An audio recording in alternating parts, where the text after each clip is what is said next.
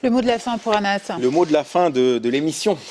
Moi, j'ai confiance dans notre camp social, dans sa mémoire collective, dans sa capacité à lutter. Tout à l'heure, tu parlais de la bourgeoisie qui renaissait de ses cendres. Quand je vois, par exemple, les prolétaires anglais ont écrasé dans l'imaginaire ce qui était Thatcher, etc., et les mineurs, et qui ont montré qu'ils étaient capables de se mobiliser. Moi, j'ai foi et j'ai beaucoup de confiance dans notre camp social et dans sa capacité à lutter.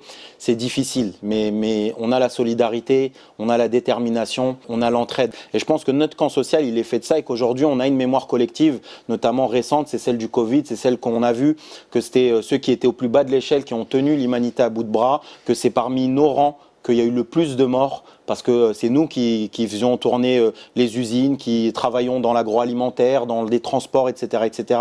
Et je pense que c'est une marque au fer rouge indélébile, mais une bonne marque en fait qui a fait prendre conscience à beaucoup qui pensaient à autre chose, c'était l'époque du travailler plus pour gagner plus de Sarkozy, et qu'aujourd'hui on est dans un autre mood. Et je dirais aux gens, voilà, ayez confiance, même si je sais qu'on se dit, quoi qu'il arrive, ça passera, etc.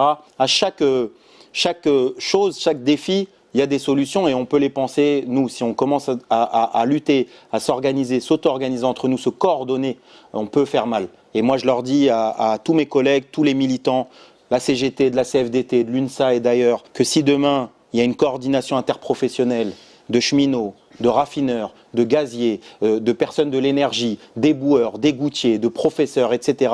Si demain ils se disent que tous ces secteurs-là, ils sont coordonnés ensemble et ils sont capables de frapper d'une même force et en même temps, bon courage à Emmanuel Macron pour essayer de faire quoi que ce soit et bon courage à la bourgeoisie de manière générale. Et donc j'ai foi et j'espère que à la prochaine émission, on aura l'occasion de se rediscuter. Je ne sais pas si c'est pendant le conflit ou après, eh bien on viendra et on tirera les conclusions que ça sera une victoire pour notre camp social. Et voilà, on peut le faire parce qu'aujourd'hui le gouvernement n'a jamais été aussi faible. Il n'y a jamais eu une situation de crise telle qu'on la connaît depuis peut-être les années 70. Aujourd'hui on est dans ce type-là et que si on veut leur faire mal, si on veut montrer aussi la voie peut-être au monde entier, à d'autres secteurs qui nous regardent, peut-être les gens en Allemagne, en Italie et ailleurs, eh ben, il faut que le prolétariat ici commence à se lever. Et voilà. Battez-vous avec ce que vous pouvez, décalez votre loyer si vous pouvez décaler votre loyer, si vous pouvez aller embrouiller le banquier pour lui dire tu iras te gratter avec tes prélèvements le mois prochain, mais voilà. Et on trouvera des solutions pour céder les caisses de grève.